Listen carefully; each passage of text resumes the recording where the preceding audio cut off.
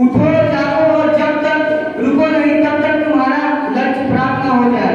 जितना बड़ा संघर्ष होता है जीत उतनी ही शानदार होती है और जो आप सोचते हो वही आप बन जाते हो। यदि आप खुद को कमजोर सोचते हो तो आप कमजोर बन जाते हो और यदि आप खुद को ताकतवर सोचते हो तो आप ताकतवर बन जाते हो।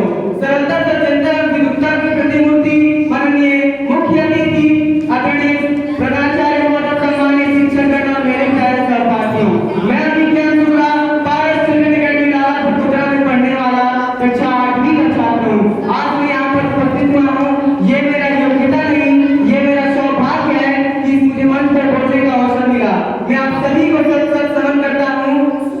दोस्तों, जैसा कि आज हम सभी लोग जानते हैं, आज 12 जनवरी यानी नेशनल यूथ डे, युवा दिवस, और आज ही के दिन हुआ स्वामी विवेकानंद का जन्म, यानी 12 जनवरी 1863 में कोलकाता में इनका जन्म हुआ था। और इनका बचपन का नाम था नरेंद्र दत्त और इनकी माता जी का नाम था भुवनेश्वरी देवी और इनके पिताजी का नाम था विश्वनाथ दत्त। दोस्तों, इनके गुरु जी का नाम था रामकृष्ण परमहंस। स्वामी विवेकानंद जितने इनसे प्रश्न पूछते सारा का ये जवाब दे रहे थे, इसीलिए स्वामी विवेकानंद ने इनको अपना गुरु मान लिया। कहा जाता है कि परमहंस भूल से स्वामी विवेकानंद पैदा कर सकते थे। दोस्तों, स्वामी विवेकानंद नाम किसने रखा? ये खेतरी के राजा अजीत सिंह ने विवेकानंद नाम रखा था। विवेक का अर्थ होता है ज्ञान तथा आनंद का अर्थ होता है सुख। दोस्तों, स्वामी विवेकानंद इतने महान व्यक्ति थे, इतने बुद्धिमान व्यक्ति, ये किसी भी चीज को अगर एक बार पढ़ लेते थे तो इनको अच्छी तरीके से याद हो जाती थी। जैसे एक बार ये जहाज से अमेरिका जा रहे थे, पानी वाले जहाज से अमेरिका जा रहे थे, तो इनके साथ इनके मित्र भी थे और कैप्टन जहाज चला रहा था। तो कैप्टन के बगल में अखबार रखा हुआ था, तो स्वामी जी ने बोला कि आप अभी अखबार नहीं पढ़ रहे हो, तो क्या आप लोग पढ़ रहे हैं? तो कैप्टन ने बोला कि पढ़ लो, लेकिन फिर मुझे वापस चाहिए क्योंकि मैंने पढ़ा नहीं है। तो स्वामी जी ने बोला ठीक है। आपको तो पता है समुद्र में बहुत तेज हवाएं चलती हैं और स्वामी जी अखबार पढ़ रहे थे और 15 मिनट में उन्होंने पूरा अखबार पढ़ लिया। तो उनका दोस्त वहीं पर बैठा था, उसने बोला कि मैं भी पढ़ लूं, तो स्वामी जी ने बोला कि आप भी पढ़ लो।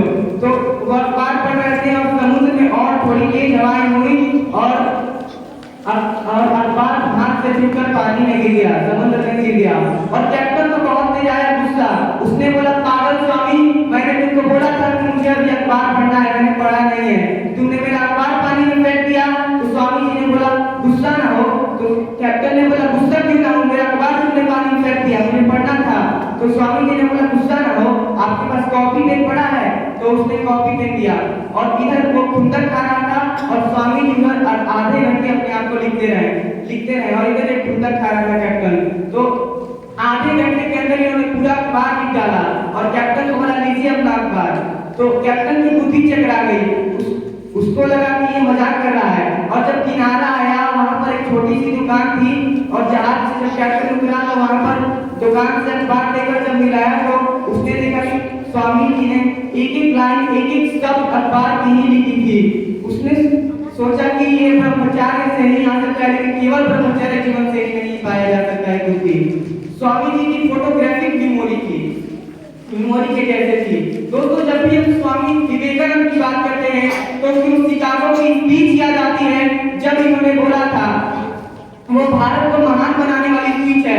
दोस्तों, इनको बोला गया था कि फॉर्मल टाई शर्ट कोट पहन कर आइएगा और स्वामी जी अपने गेटवे वस्त्र में ही वहां पर चले गए।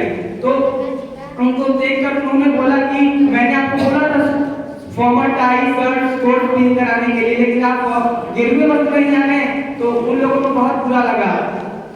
तो स्वामी जी को पहले स्थान पर स्पीच अपना बोलना था, तो उन लोगों ने लास्ट पर कर दिया स्वामी जी को बोलने के लिए, लास्ट पर कर दिया बोलने के लिए। तो सबको दिया उसने 10-15 मिनट बोलने के लिए और स्वामी जी को आखिरी के 2 मिनट दिया। जब सब लोग चले जाएंगे, जब सब लोग जाने लगेंगे, तब स्वामी आकर बोलेगा 2 मिनट। ऐसे ही इसका कोई नहीं सुनेगा, केवल वक्त में आया है। और ये जब आखिरी के 2 मिनट बोलने गए तो वो इन्होंने बस 5 शब्द ही शुरू के बोले थे संबोधन के और सब लोगों ने तालियां बजाने लगा। इन्होंने शुरू के 5 शब्द जब बोला brothers and sisters of America, तो सब लोग खड़ा होकर तालियां बजाने लगे। वहां पर लगभग 2.5 मिनट से अधिक बार तालियां इन लोग 7,000 की हॉल बजाने लगा। इनका स्पीच 15 मिनट नहीं, 30 मिनट नहीं, आधा घंटा नहीं, 1 घंटा नहीं, पूरे 1.5 घंटे से भी अधिक इन्होंने स्पीच बोला था वहां पर। और जब इनका स्पीच खत्म हुआ तो 7,000 का स्टेडियम वहां पर खड़ा होकर तालियां बजाने लगा। दोस्तों न्यूयॉर्क हेराल्ड कहते हैं कि उस समय का बहुत ही मशहूर अखबार हुआ कहता था कि जिस देश में इतने महान बुद्धिमान लोग होते हैं उस देश में क्रिश्चियन मिशनरीज को भेजना मूर्खता होगा।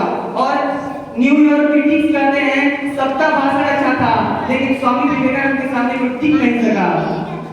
दोस्तों रविंद्रनाथ टैगोर कहते हैं कि अगर भारत को जानना चाहते हो तो स्वामी विवेकानंद पढ़ लो। सुभाष चंद्र बोस कहते थे कि अगर स्वामी विवेकानंद जिंदा रहते तो मैं उनके शरणों में ही रहता।